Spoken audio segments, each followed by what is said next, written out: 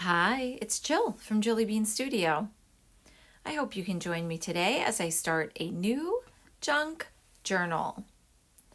Welcome to the channel or welcome back. So the old junk journal, and one actually I'm still working in at the end of April, currently 2024, is this little junk journal I made out of those breakfast bars that many of us enjoy. I used that cardboard box. I added some eyelash trim, that little bit of yarn to hold in the signatures, wrapped it around 3 times. And then I've tucked in a lot of random papers, beautiful Eric Carle cards to make pockets and tuck spots. And then, of course, done regular documenting and memory keeping by adding in some notes. That typically is the way I love to journal. So in today's video, I'm going to show you another easy no-sew option, and we're going to get started with one using a paper bag.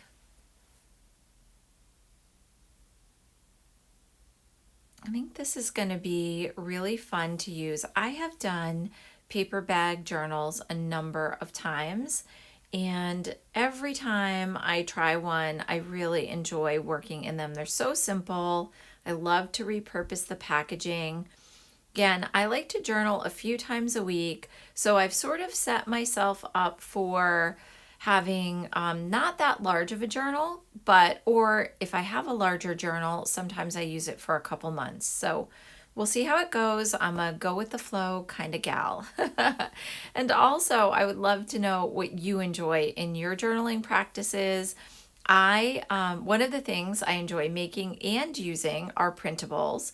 So what I'm showing you now are currently my new printables that are available in my Ko-fi app. I'll link that below. I'm going to be using those this month too. So if you'd like to download them and enjoy them in your journals, I hope you do. Another very quick catch up before I get going with the new junk journal is that I have been working on the 100-day project. If you've been around the channel for a little bit, I've been doing 100 days of using scraps, and I don't know about you. Do you have piles of them? I tend to have, I don't know, lately I feel like it's boxes full. And for the 100-day project, I've been making these little art journals, junk journals. This one has sort of happened to be a doodle style journal. There's some Zentangle art like on the right hand side there. Playing with a lot of pens in this one. So I think in the next junk journal and over the next month or so, I'm definitely gonna keep up with the art doodling, maybe some Zentangle, and a lot of collage. Those are the main ways I like to create art in my journals. Now this I pulled out of a pile of scrapbook paper, and look, $1, friends. Love that deal. Love these colors. And I've been inspired by this palette of, well, really the doodles in the top left corner, using the Tombow markers. I'm really enjoying these bright raspberries and yellows and the blues and the pinks. So for this journal, to get started, I have a very simple paper bag cover, some twine, baker's twine, got that at the Dollar Tree, and the scrapbook paper.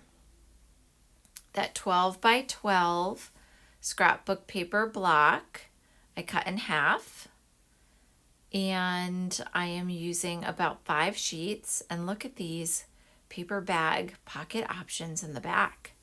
Very excited about this. As they say, if you know, you know, right? As a junk journaler, those pockets, oh yeah. So I think this is going to be a fun one to work in the month of May. What I did was use the bag sideways or horizontally, and I cut off the base of the bag and cut out a length of about 12 3/4 with a height of 6 3/4 for the cover. That way it was just enough to go over the top of the scrapbook paper, which again is 5 folded sheets, and they're 6 inches by 12 inches. Now, if you want to journal every day, just add more sheets to your journal.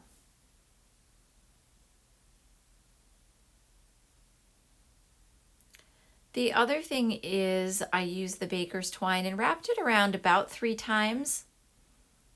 And look, more pockets, friends. I love the possibilities of pockets.